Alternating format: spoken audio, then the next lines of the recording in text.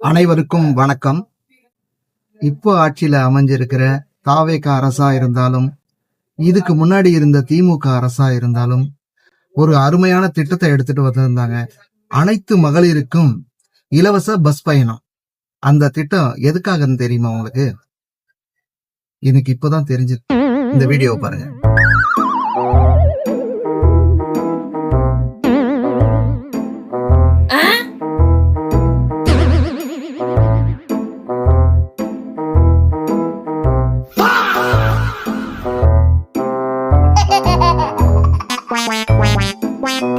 பொதுமக்களோட நலன் கருதி தான் இந்த மாதிரி திட்டத்தை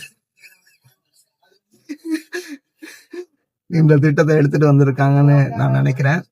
வீடியோ பிடிச்சிருந்தா லைக் பண்ணுங்க, ஷேர் பண்ணுங்க, முக்கியமா என்ன ஃபாலோ பண்ணுங்க. நன்றி, வணக்கம். இந்த மாதிரி ஃபன்னியான வீடியோ பார்க்க நம்ம சேனலை ஃபாலோ பண்ணிக்கங்க.